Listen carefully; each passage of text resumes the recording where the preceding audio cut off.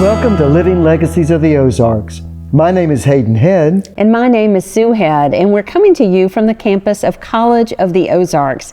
And we're interviewing one of our alums today. His name is Ted Martin. And when he was a student here, he worked in our fire department. And now he serves as the fire chief of the City of Branson. He's been a firefighter for 29 years.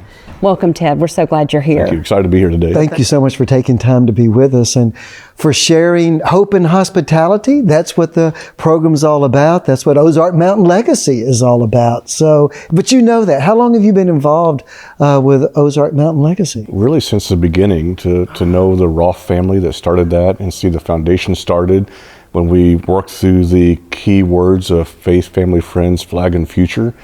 And the exciting part is to put that in action, to see the hope and hospitality. And I would share with you that most likely started right here on this campus. Really? And so when you have a great foundation with your family in your home, and then you get to see that here on this campus and grow, and I can guarantee you it's just expanded since I graduated from the college here and grown from the new empty cross at the entrance to this campus and that focus. So then you just put it all together, and we get to share that with our business industry here, with our residents, and most importantly with our visitors. We become that city on a hill, that beacon, that light that people can take home and say, this is real in the Branson Tri-Lakes area. Mm-hmm. Well, I'm sure as fire chief, you have seen some tragic things. I'm sure you've seen some remarkable things. If there's ever any time that people would need hope and hospitality, mm-hmm. it's in those times that you deal with. Mm-hmm. So what has that been like for you? Well, things do happen, and I would like to share that within our community, within our fire department, and most likely in public safety, let's say the ambulance district, the police department, the sheriff's department, our neighboring fire jurisdictions. I think we have a great focus here on risk reduction, community risk reduction, so that this becomes a great place to live, work, and play. So whether you're a resident or a business or a visitor, we're trying to help people identify that risk, how to reduce it, so those bad days, so they happen, are minimized. Mm. That's a good way to put it. I know that you've been involved with a lot of community initiatives here, and I know you have a real heart for kids and youth. How do you, in the work that you've done and through those organizations, how do you think that they convey hope to young people? I think we get to hear those stories back, and as you're sharing those stories with your guest here, some of those were maybe people we saw in programs like K-Life or Young Life or different church youth groups, for example, or even as simple as doing some of our community risk reduction programs in the schools. When we get to see the children at lower age groups and instill some of these foundational measures, I'm going to share with you that we've had the chance to do legacy type topics and even faith-based topics that are real today, that are relevant from biblical scriptures of years ago, applicable today still. And that's the fun part to share with today's youth, mm-hmm. and to make that positive impact. Mm-hmm. Very good. And so where do you do that? Do you do that in Branson, Hollister? Where do you get to share those principles? Most my work has been through the fire department. Prior to being the fire chief, I served more like a fire marshal, doing the community risk reduction programs in the schools, in the businesses here as well, where we can do the fire extinguisher training, evacuation drills, helping them identify risk. But we, in fact, the former DARE officer here, we wrote several programs together that were not exactly scripted in our disciplines, but scripted for our community. And so one was the pirate decision-making model. Pirates being the Branson Pirates, the community we live in, we talk specifically about the problem. The problem can be harsh things like drugs, alcohol, smoking, or a girlfriend issue, or a mom or dad issue, or whatever. P is a problem. But then to look at the information, what's the responsible thing to do about it? What are those actions to think, to get a junior high student to think before they took action, then to evaluate and solve. So we took that acronym of pirates, applied those measures, and those are things that we like to write together to take into the schools.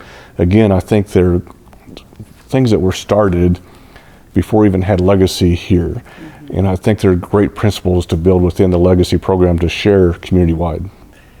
So I'm so glad that you said that, and Sue, don't let me interrupt, because you were talking about risk reduction, and I wasn't entirely sure what you meant by that. I mean, when you talked about, like, escape, you know what I mean, the practical things, but it sounds to me like risk reduction begins with just thinking, right? I mean, just anticipating. Mm-hmm. Most definitely. Some things just get visualized over and over and over again. You don't think about it, but it's as simple as looking at just a silly example.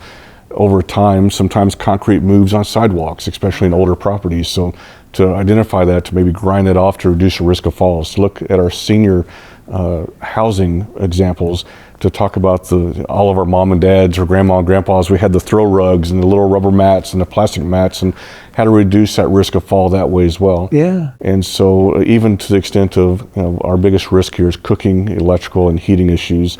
So to think about the stovetops that get left unattended, or the furnaces that need to be serviced, or the fireplaces to be cleaned each year.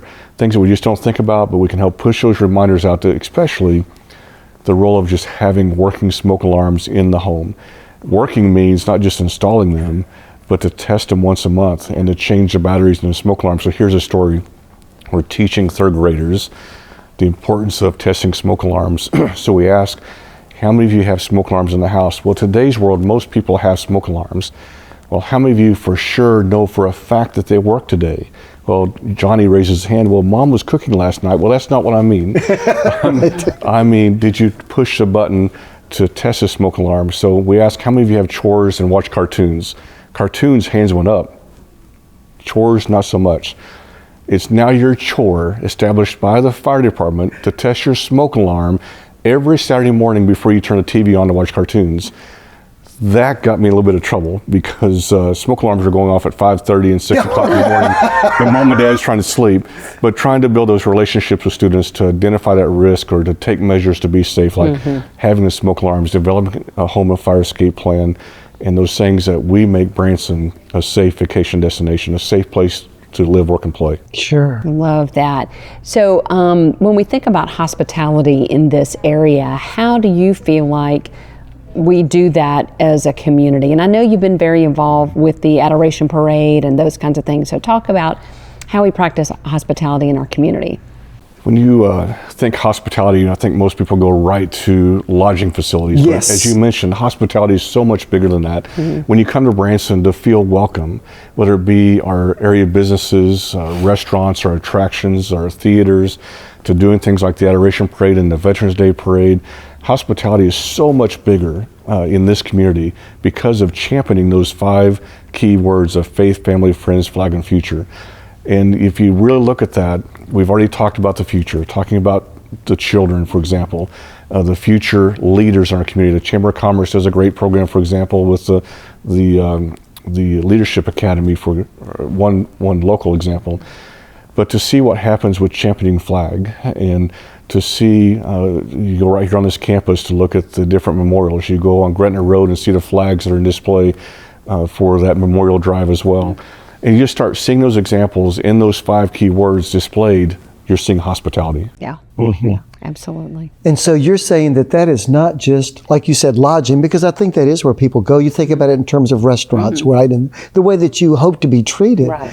But you're saying that this is sort of woven into the fabric of the city itself. I think you'll see that community-wide. And I don't want to just say the city of Branson, because it's so fun to explore Taney County and Stone County. That's right. And our neighbors in Hollister and Forsyth, for example. That's right. And so hospitality becomes a key factor.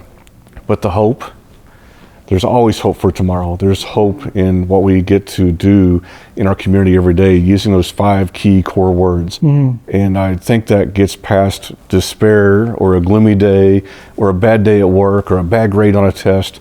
I think when we champion those 5 key words, we get to instill hope. When we champion those 5 key words, you demonstrate hospitality, and that's huge in our community. Yeah.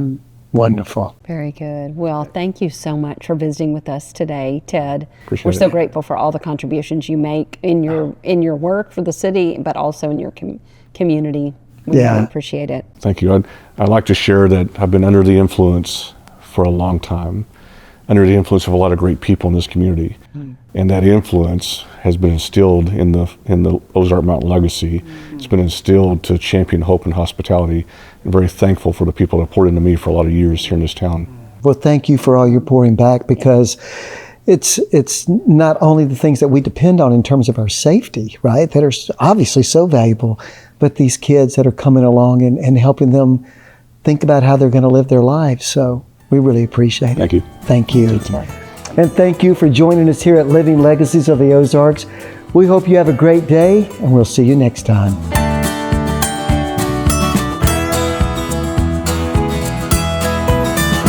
Living Legacies of the Ozarks is brought to you by Ozark Mountain Legacy, College of the Ozarks, the Herschend Family Foundation, Meyer Hotels, and Sight and Sound Theaters.